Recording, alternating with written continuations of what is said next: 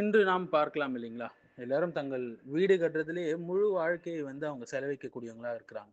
இதுக்குன்னே வட்டிகள் வாங்கிவிட்டு, கடன் வாங்கிவிட்டு, பேங்க்ல சுபஹானல்லாஹ் நிரந்தரமாக நாம் இந்த பூமியில் இருப்ப போகிறோம் என்பது போல கட்டுறாங்க. ஆனா தங்களுடைய வாழ்க்கையை ஈமான் எனும் அடித்தளத்தில கட்டுவதில்லை அவங்க. அதை அவங்க கான்சன்ட்ரேட் பண்றதில்ல. ஆனா வீட்டை அடித்தளத்தோடு கட்டுவதில அவங்க கான்சன்ட்ரேட் பண்றாங்க. மனித வரலாற்றுல சில நாகரிகங்கள் தங்களுடைய சிந்தனையால் கிடையாதுங்க. தங்களுடைய கட்டிடங்களால் உலக உலக வியக்க வச்சாங்க. சமூது மக்கள் அப்படிப்பட்டவங்க தான். சாலிஹ் அலைஹிஸ்ஸலாம் தாவா செஞ்சாங்க இல்லையா? அவங்க. அவங்க மலையே குடைந்து வீடுகள், அரண்மனைகள், பாதுகாப்பான குடியிருப்புகள் எல்லாத்தையும் கட்டுனாங்க, உருவாக்குனாங்க. குர்ஆன் இதை நினைவூட்டுது.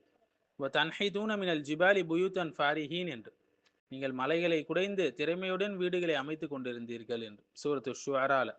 இது வெறும் கட்டளைக்கலை பற்றிய பதிவு மட்டும் கிடையாதுங்க. மனித திறமையுடைய உச்சத்தை சுட்டிக்காட்டக்கூடிய ஒரு வரலாற்றுடைய சாட்சி. ஆனா குர்ஆன் அதோடு ஒரு ஆழமான பாடத்தையும் கற்பிக்குது. கட்டடக்கலை ஒரு நாகரிகத்தை உருவாக்கலாம். உலகம் அதை விளக்கலாம், பாராட்டலாம். ஆனால் ஒரு சமூகத்தை இறைவனுடைய தீர்ப்பிலிருந்து காப்பாற்ற முடியாது. தொழில்நுட்பம், பொறியியல் ஆகட்டும், செல்வம் ஆகட்டும், பாதுகாப்பு இவை அனைத்தும் இருந்தும் அவங்க என்ன செஞ்சாங்க? அல்லாஹ்வின் தூதரை மறுத்த போது அந்த மலை வீடுகளால் கூட அவங்களை பாதுகாக்க முடியல. அவங்களுக்கு அழிவு வந்தது. இன்றும் உலகம் உயரமான கோபுரங்கள் கட்டுது, செயற்கை நுண்ணறிவு வந்துடுச்சு, ஸ்மார்ட் சிட்டிஸ் வந்துடுச்சு, அதிநவீன பொறியியல் ஆகியவற்றில பெருமை அடிக்கிறாங்க ஒவ்வொரு நாடும். ஆனால் சாலிஹ் நபியுடைய வரலாறு ஒரு நிரந்தர எச்சரிக்கையை நமக்கு தருதுங்க. நாகரிகத்தை உருவாக்குவது கட்டிடங்கள், அதை நிலைநிறுத்துவது இறை நம்பிக்கையும் ஈமானும் நீதியாக நடப்பதுதான். சாலிஹ் நபியுடைய வரலாறு ஒவ்வொரு தலைமுறையும் சிந்திக்க வேண்டிய இறை எச்சரிக்கை. இன்னைக்கு நாம என்ன கற்றோம் என்பது முக்கியம். ஆனால் அதைவிட முக்கியமானது எந்த அடித்தளத்தின் மீது நம் வாழ்க்கையை நம்ம கட்டுகிறோம். மார்க்க கல்வியின் அடிப்படையில நம்ம வாழ்க்கை எனும் அடித்தளத்தை கட்டுறோமா? ஈமான் எனும் அடித்தளத்துல நம்ம கட்டுறோமா? இல்லை என்றால் எவ்வளவு பாதுகாப்பு இருந்தாலும் அல்லாஹ்வுடைய தண்டனை ஒருபோதும் உங்களால் தவிர்க்க முடியாது. அதற்கு சாலிஹ் நபியுடைய சமுதாயம் ஒரு சாட்சி. பயங்கரமாக வீடு கட்டுவார். அந்த மெட்டீரியல் இந்த மெட்டீரியல்னு போட்டு கட்டுவார். பயங்கரமாக ஃபர்னிச்சர்ஸ்லாம் பர்மா தேக்கிலே வாங்குவார். ஆனால் தொழுகை இருக்காது, ஒரு நோன்பு இருக்காது, ஏழைகளுக்கு ஒரு தான தர்மங்கள் இருக்காது. எதுவுமே இல்லாமல் ஒரு ஸ்ட்ராங்கான வீடை கட்டினா அல்லாஹ்வுடைய தண்டனையிலேருந்து நீங்கள் தப்பித்து விட முடியுமா என்ன? இல்லை 100 வருஷங்கள் தான் நீங்கள் வாழ்ந்துட போகிறீங்களா அதில்? சுப்ஹான் அல்லாஹ். அதற்கு முன் ஈமானுடைய அடித்தளத்தை நாம் கட்டி எழுப்ப வேண்டும். அப்போ தான் நம்மளுடைய உலகியல் அருட்கொடைகள் நிலைத்து நிற்கும். இல்லைன்னா இருக்காது, அதில் பறக்கத்து இருக்காது. இன்னைக்கு நம்ம சிவில் இன்ஜினியரிங்கில் பார்க்கலாம் இல்லைங்களா?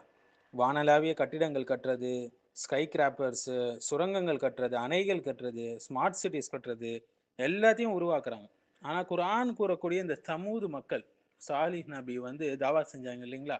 அந்த சமூது மக்கள் ஆயிரக்கணக்கான ஆண்டுகளுக்கு முன்பு ராக்கட் ஆர்கிடெக்சர் என்று சொல்லக்கூடிய மலையை குடைந்து அதுலேருந்து குடியிருப்புகளை உருவாக்கி வச்சிருந்தாங்க.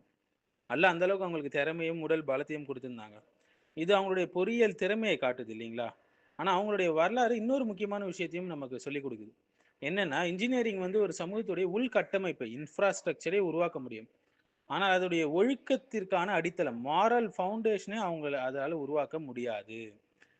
ஆர்கிடெக்சர் நகரங்களை கட்டும், வாய் பிளக்க வைக்கும் எல்லாரையும். ஆனால் இறை நம்பிக்கையும் நீதியும் தான் நாகரிகத்தை நிலைநிறுத்தும். இல்லைன்னா அந்த நாகரிகம் அழிந்திடும் ஒரு சில காலம்தான். அழகாக சொல்லுவாங்க, சிவில் இன்ஜினியரிங் பில்ட் ஸ்ட்ரக்சர்ஸ், ஆனால் ரெவல்யூஷன் என்ன ஆகும்? பில்ட் சிவிலைசேஷன் சொல்லுவாங்க. ஒரு இன்ஜினியர் கட்டிடத்துடைய ஃபவுண்டேஷனே வடிவமைக்கிறாரு, ஸ்ட்ராங்காக போடுறாரு. ஆனால் நபிமார்கள் மனித சமுதாயத்துடைய ஃபவுண்டேஷனை வடிவமைக்கிறாங்கன்னா பார்த்துக்கோங்க. ஒரு கட்டிடத்தில் ஸ்ட்ரக்சரல் ஃபெயிலியர் ஏற்பட்டால் அது இடிஞ்சு விழுந்துடும், அது இந்த துனியாவோட முடிஞ்சிடும் அந்த லாஸ். ஆனால் ஒரு சமூகத்தில் மாரல் ஃபெயிலியர் ஏற்பட்டால் அந்த நாகரிகமே விழுந்து விடும். தொழில்நுட்ப முன்னேற்றம் கண்டிப்பாக தேவைதாங்க. ஆனால் தௌஹீதோடு ஈமானோடு கூடிய தொழில்நுட்ப முன்னேற்றம் தான் நிலைக்கும். இல்லைன்னா நிலைக்காது, அது அழிந்து விடும். ஏன்னா ஒரு சமூகத்துடைய வெற்றிக்கு இது ரொம்ப முக்கியம்.